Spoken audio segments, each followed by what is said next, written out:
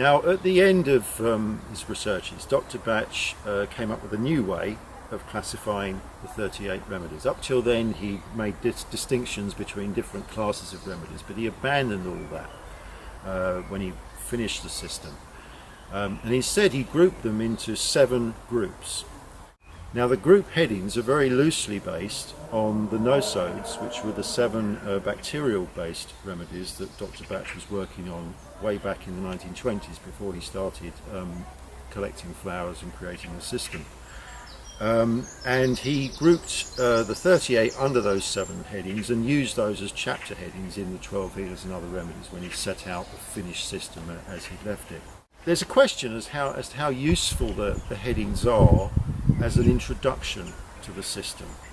And to give an example, if you feel a bit down and despondent, the obvious place to look, if you look at the chapter headings, would be remedies for despondency and despair.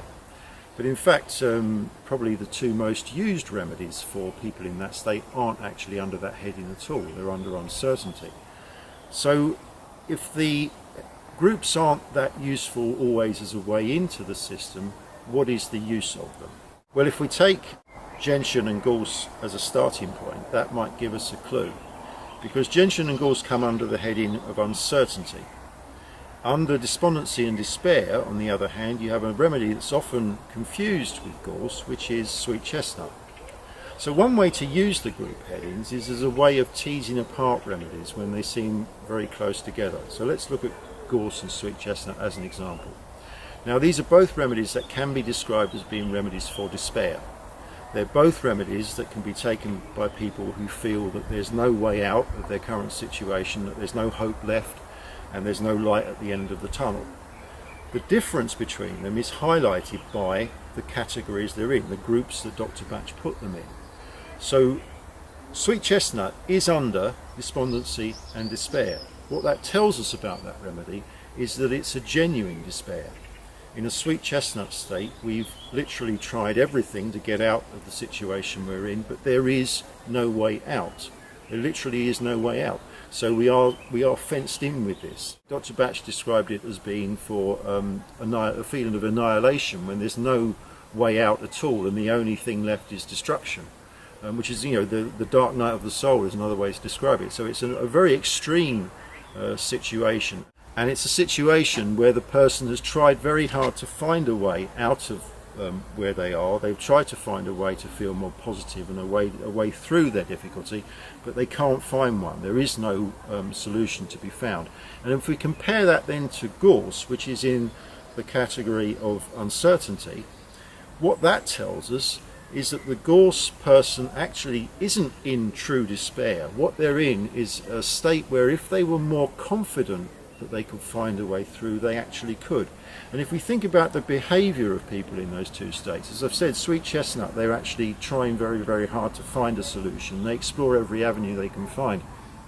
With gorse, it's much more kind of a pessimistic approach, where they pretty much decide at some point, where there were still many other options to look at, that no, nothing's going to work, this is where I sit. And what the gorse person, a good person in the gorse state will often say is that there's no point looking for a solution because I know in advance I won't find one. So there is a sense in which in a gorse state of despair, the person has made a decision that this is where they're going to stay. They've made a decision not to look for a way out, whereas in sweet chestnut they've looked for a way out and there is no way out. So you can see that using the group headings in that instance is a good way of actually separating out those 2 remedies.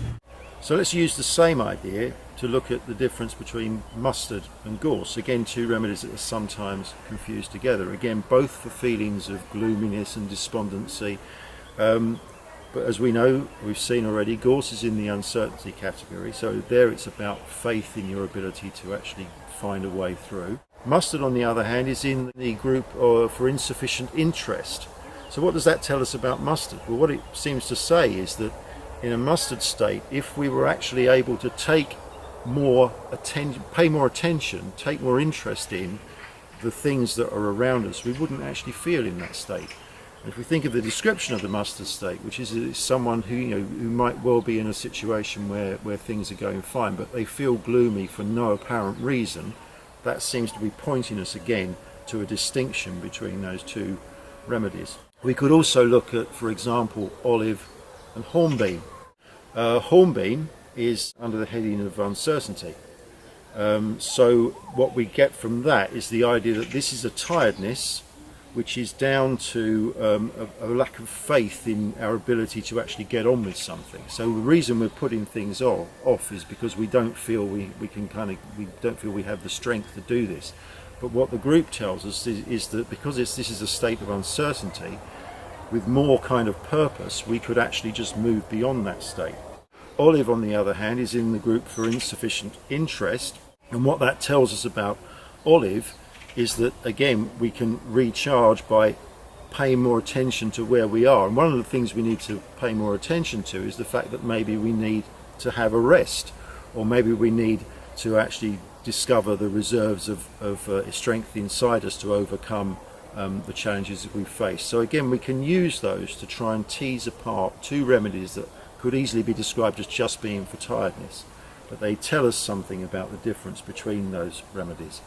And a final example would be if we think about people who are irritable with others. Now, there are two kind of classic remedies that are used for that.